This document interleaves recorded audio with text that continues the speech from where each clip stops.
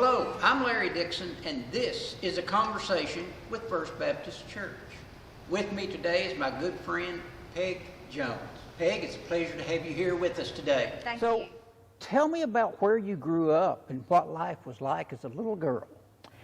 I was born in Shelbyville, Kentucky in 1947, and when I was about 7, my dad and Mom ran a country grocery store in a little town called Todd's Point. And when I was about 7, they moved to a farm in Shelby County, and my dad was the farm manager for a year, and I went to school in Shelbyville. And then my dad decided, why am I working for someone else? I need to work for myself. So he bought the farm in Henry County near Eminence, Kentucky, when I was about 8. And I grew up on a farm in Henry County. And it was a dairy farm and a tobacco farm and a beef cattle farm and corn farm, all that, you know, that a farmer has to do. So did you milk the cows? No, I never did. I remember one time my dad told me this story as I got older that one day they had some Guernseys and they put cream into the milk. So I tried to take a pan and wash the cow's foot, and my dad caught me before it happened, because if he hadn't have, I'd probably gotten kicked in the barn. But no, I never did try to milk. So what were your chores on the farm? Well, I kept my dad's car spotless. I mowed the yard and did all the trimming of the bushes and everything. I know there was a state trooper who parked in the driveway to catch speeders, and he told my dad when I went to college that he was really going to miss me because I kept his car clean and kept the yard mowed. Also, at night, we had coal stoves, and at night I had to put the coal, there were 2 buckets, and they had to be filled, and I always did that. I didn't have to carry them in the house, but I had to fill them. And I remember in the winter, I went out and I took a broom and swept off the snow and put them in the bucket, because if I didn't, the bucket would be full of water. It would have about that much water in the bottom. And I used to help my dad set tobacco. I never did sucker the tobacco, but I always helped set tobacco. I loved it. I loved getting dirty. Still do. So, growing up on the farm, what did you want to do? What did you want to be when you grew up? An English teacher. And I got to do that for 5 years at Moorhead. I was an adjunct English professor for 5 years. Wow. But I was a staff person for 23 and a half years. So you did get to I did. meet your So goal. What brought you to Moorhead, Kentucky? Well, in 1965, I graduated from Eminence High School, and I received a scholarship to MSU, and that brought me to Moorhead. And I got my degree, and then I have 2 other degrees, 2 master's degrees. So I've just stayed here, and I tell Eric I'm in my forever home. I just love our area, and you live in that area. It's just a nice area. So what are the degrees that you earned?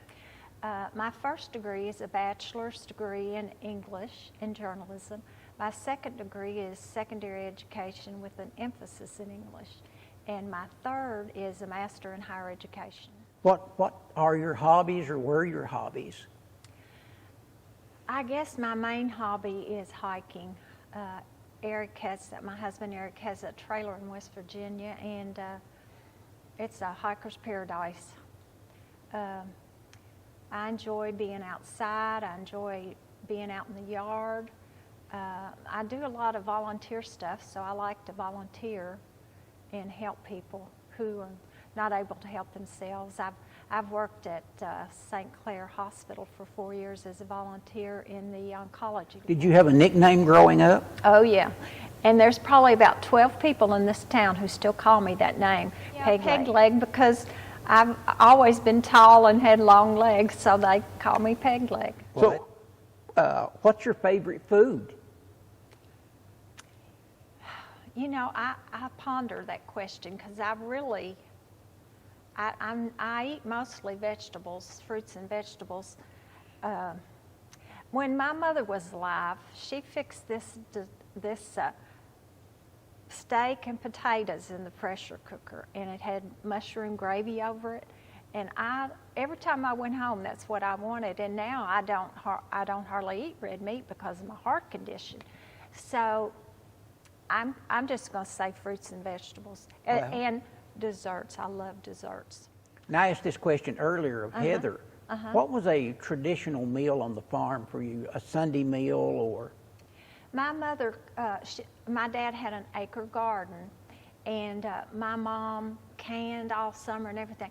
But he had a lot of work hands, and the way he paid them, besides their wages, was they always had a meal, a hot meal. And oh gosh, my mom was a great cook, and I did not inherit that. I'm an outdoor person. Her meal was always meat and, gosh, 4 or 5 sides and some kind of salad and always some kind of hot dessert and always milk, you know, from the dairy. That's one of my chores. I don't think I mentioned that my dad had a little sorghum can, and it had a top on it, and every night I had to go to the dairy barn and get that can full of milk and be sure and put the top on it, because if I didn't, bugs would get in it before I got home, because it was about 1/4 of a mile maybe up to the barn from the house. Well, we all like to travel, and I don't know if that's on your bucket list, but what is on your bucket list that if you won the lottery, what would you like to do? I love to travel.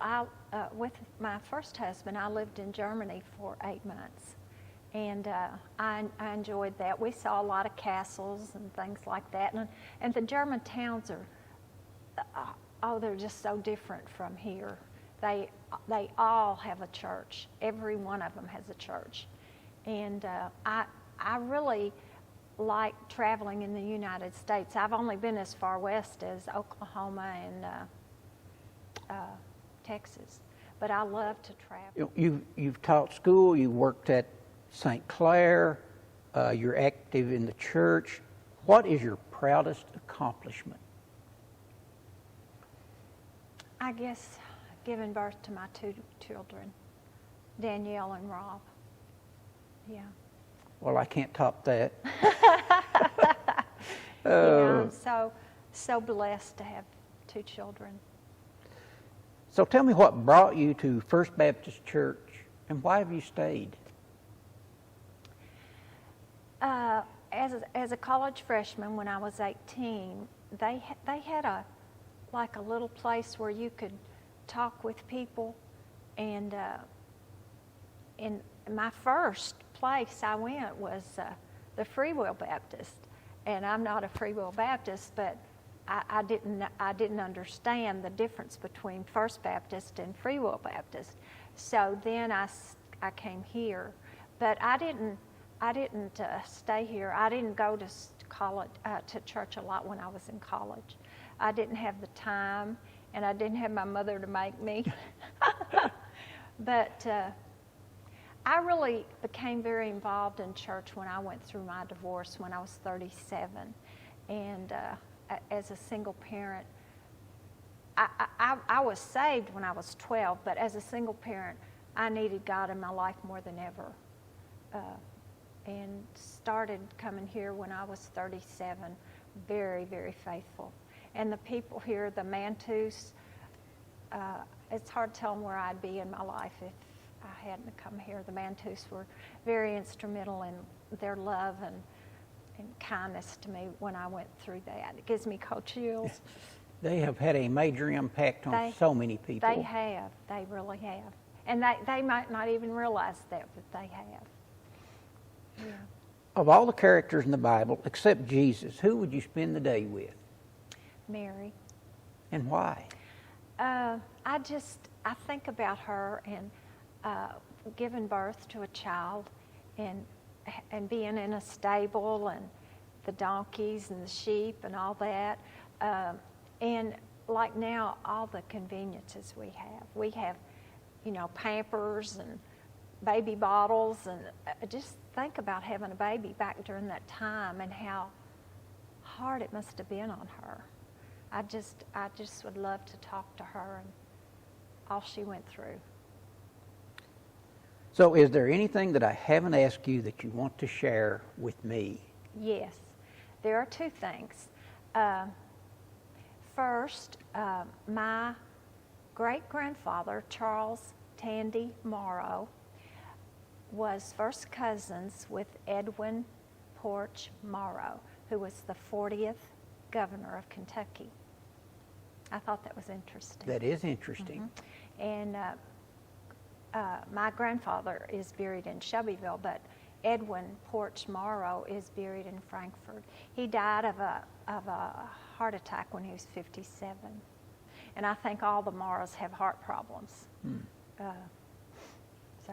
And the other thing is, I started running when I was 37, and I quit when I was 45. And I have over 60 trophies, ribbons, and awards. For running? Mm-hmm. Yeah. So you did track and field in school? No, I just started running when I was 37. That's when I went through my divorce, and for my mental, it just helped me so much when I came home, and I did it before dinner. So that helped me a lot. Well, Peg, it's been a pleasure to have you here with us today. Thank you, Larry. This is Larry Dixon. I've been here with Peg Jones, and this has been a conversation with First Baptist Church.